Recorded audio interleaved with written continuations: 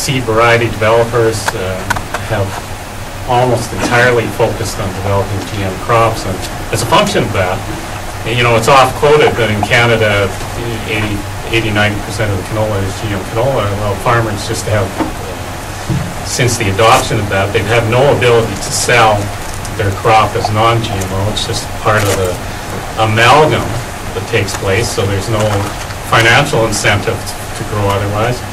And when they've run into and encountered drastically escalating seed prices in recent years as a function of the control of the seed, they can't find other seeds. So what about market loss then, Arnold? Do you think as Canada experienced a lot of market loss, and could you see, say, Australia, which has been GM-free, us also? Exactly. When they introduced GM canola in 95–96, they actually had an identity preservation program in place. It lasted a couple of years. And when the Japanese market opened up, they basically abandoned that. We're not talking about the Canadian government, but two companies, Bayer Crop Science and Monsanto, in conjunction with canola growers.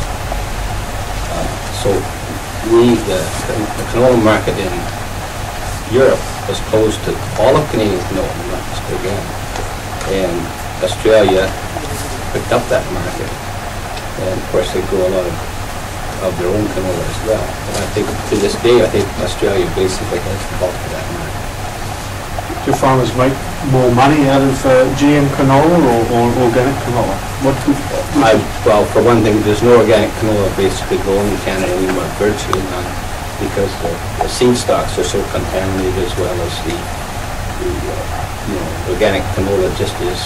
We've lost that crop, and that's why we took the legal action, because we had lost canola, we just about lost flax, but thanks to efforts that my colleague and others, they stopped the flax, GMO flax, and actually destroyed the seed stocks. And we were in a position in 2001 of the imminent introduction of GMO wheat, which would have been devastating.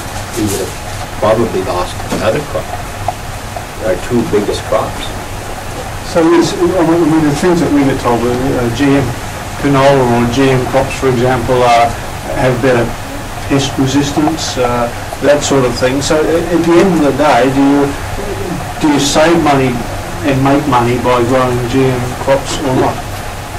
I'd like to address that. Yeah. The GM crops, canola crops that we have in Canada have no pest resistance BT gene in them. They're herbicide tolerant only.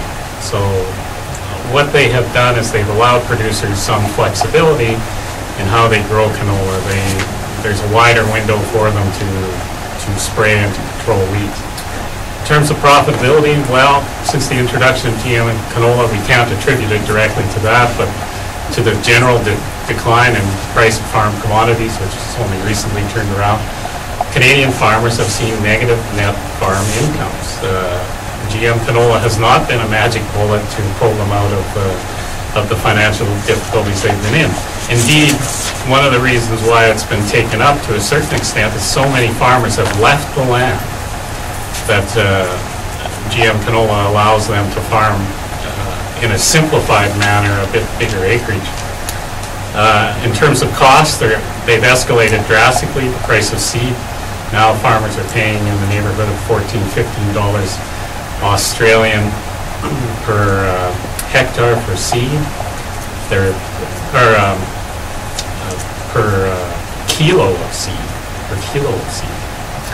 And they're also paying technology access fees, technology use fees that are significant. So, and they've moved into a regime that requires, with these canolas, largely the use of very expensive synthetic fertilizers. Personally, myself, on my own farm, I've stayed outside of that system. I use my own seed. It's very inexpensive. I don't have to pay the technology use fees, and it's actually, for me personally, has been one of my most profitable crops because I chose to stay outside of that entire program. You know, one has to ask the question: who's the beneficiary of this technology, and why is it being pushed so hard?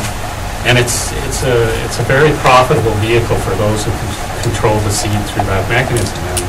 And one of the key aspects of the contracts that farmers sign up is they are not allowed to save seeds, so they're forced into a dependency relationship where they pay the price demanded of them to grow that canola every year on an annual basis. I don't do that. What about buffer zones, though? I suppose that the pro-GM farmers might be saying that buffer zones do work. Is there a sizable buffer zone that might work and avoid cross-pollination? Well, maybe 20 kilometers. It won't work. It's the farmers that have never grown canola in their lives, on their farms that have never planted canola, are finding volunteer herbicide-tolerant canolas growing in their fields. It's endemic in the countryside. It didn't take very long. I like to use the example of most of the weeds that I, as a farmer, am dealing with on my farm was introduced by contaminated seed lots less than a century ago. By 1917, farmers were dealing with them, brought in from Europe. These weeds have been an ongoing problem. In 4 or 5 years, the introduction of GM canola, it was endemic across the countryside. Once the genie's out of the bottle, you don't pull it back, and you're not going to segregate it. The grain handling systems, the bulk handling systems, rail cars, farm equipment, all of these things have a myriad of little pockets to catch canola seeds. You have winds here like we have in the Canadian prairies. Canola seed blows around. The plants break off when they're ripe. You cut them and windrow them in the field. They blow around. Buffer zones, it's a dream for anyone to imagine that a buffer zone of any size will allow those farmers who do not want